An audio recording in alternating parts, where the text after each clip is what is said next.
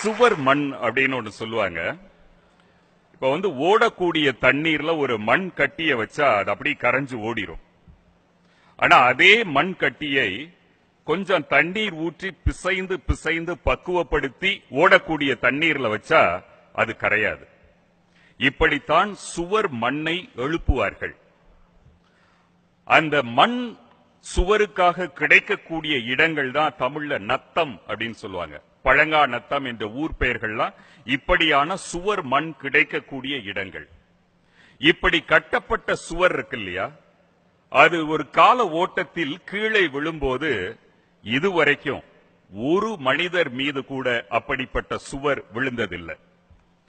அந்த மண் சுவருக்கு கண்ணும் உண்டு.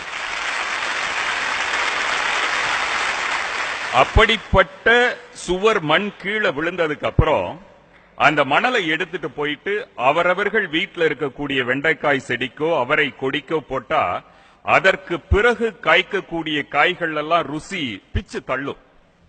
அந்த மண் அப்படியே விட்டுருவாங்க. அந்த மண்ணில் மழை பெய்து செடிகள் முளைக்கும். அப்படி முளைக்கக்கூடிய செடிகள்ல ஒன்று கூட களையாகவோ காட்டு செடியாகவோ இருக்காது. அத்தனையும் மூலிகை செடிகளாக முளைக்கும். வைத்தியம் தெரிஞ்ச பாட்டிமார்ட்ட கை குழந்தையோட ஒரு பெண் வரும்போது அந்த பாட்டி அந்த குழந்தையோட வயித்தை தொட்டு பார்த்துட்டு சொல்லுவாங்க, சுவர்மண் கஷாயம் கொடு, குழந்தைக்கு நோய் சரியாயிரும். இப்படிப்பட்ட ஒன்றை எழுத்தாளர் கி ராஜ்நாராயணன் அவர்கள் எழுதியிருக்கிறார். ஒரு காலத்தில் இது எல்லோருக்கும் தெரிந்ததாக இருந்திருக்கும், பிறகு மறந்து போனது. இப்போது இப்படி ஒரு கலாச்சாரமே மறைந்து போனது. இப்படி மண்ணினுடைய மாண்பும் பண்பும் பண்பாடும் தமிழ் சமூகத்துல அப்படியே மெல்ல பழங்கதையா மறந்து போய்கொண்டே இருக்கிறதா என்று ஒரு கேள்வி.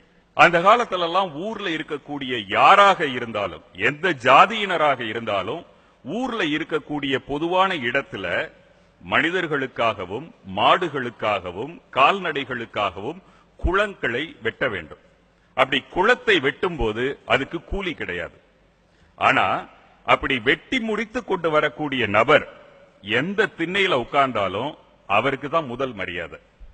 அதுல இருந்துதான் இப்ப கூட நம்ம வீட்டுக்கு போயிட்டு போன அவசரத்துல ஏதாவது கேட்டோம்னா, பெருசா வெட்டி முடிச்சுட்டு வந்துட்டாரு, உடனே உனக்கு வேண்டியதை கொடுக்கணுமான்னு கேட்பாங்க.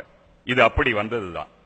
காலப்போக்கில் என்னாச்சு, பணத்தை எதிர்பார்க்காமல் செய்த அந்த வெட்டி வேலை என்பது பணத்துக்கு பிரயோஜனம் இல்லாத ஒரு வேலையை செஞ்சா வெட்டி வேலை, வெட்டி பைய, வெட்டி ஆபீசரு, இவன்ட்ட என்ன வெட்டி பேச்சு வேண்டி இருக்கு. எப்படி உயர்ந்திருந்த ஒரு வார்த்தை எப்படி தாழ்ந்து போச்சு.